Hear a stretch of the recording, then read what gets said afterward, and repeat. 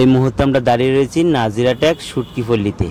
তো আপনারা দেখতে পাচ্ছেন যে ইলিশ মাছগুলো এখানে কেটে কেটে লবণ দিয়ে একসাথে জাগ দিয়ে রাখা হচ্ছে।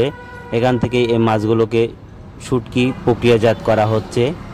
তো প্রথমে কাঁচা মাছটাকে এনে লবণ দিয়ে জাগ দিয়ে রেখে দেওয়া হয়েছে প্রায় একদিন। রেখে দেওয়ার পরে মাছগুলোকে মাঝখান থেকে ফেরে ফেরে এভাবে জাগ দিয়ে দিচ্ছে লবণ দিয়ে, সারিবদ্ধভাবে গোল আকারে সাজিয়ে সাজিয়ে লবণ দিয়ে এটাকে জাগ দিয়ে দিচ্ছে। তো আর এইখানে যে দেখতে পাচ্ছেন মাছগুলো স্তূপ দেওয়া, এখানে মাছগুলোকে লবণ দিয়ে রেখে দেওয়া হয়েছে একদিন। রেখে দেওয়ার পরে এখানে যে ওয়ার্কাররা আছে ওনারা দেখতেই পাচ্ছেন যে মাছগুলোকে নিয়ে মাঝখান দিয়ে একটা করে ফেলে দিচ্ছে, যে মাছটাকে নিয়ে এভাবে একটা ফেলে দিচ্ছে মাঝখান দিয়ে একটা ফাড়াই। তো এটার করার পরে মাছটাকে ভালোভাবে লবণ দিয়ে এটাকে জাগ দিয়ে রেখে দিচ্ছে, যাতে এটার ভিতরে আর কোনো পানি না থাকে কোনো রকম।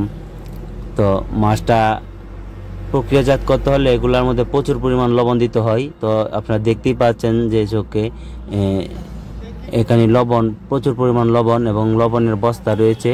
এখান থেকে লবণ দিয়েই মাছটাকে প্রক্রিয়াজাত করা হচ্ছে।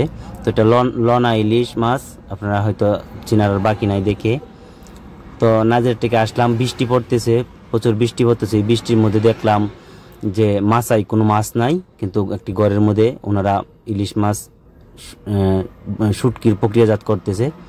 তো এটা আপনাদেরকে ঘুরে দেখালাম। দেখতে পাচ্ছেন যে মাছগুলোকে একটা করে মাঝখান দিয়ে ফেরে রেখে দিচ্ছে। এরপরে এই মাছগুলোকে এখানে রেখে দেওয়ার পরে এখান থেকে নিয়ে লবণ দিয়ে ভালো করে জাগ দিয়ে দিচ্ছে।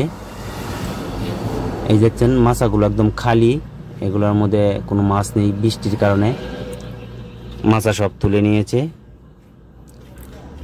তো এই হইল আজকের দৃশ্য, আপনাদেরকে নাজিরাটেক দেখিয়েছি। দর্শক ভালো থাকবেন, সুস্থ থাকবেন। আজকের মতো এই পর্যন্ত, আল্লাহ হাফেজ।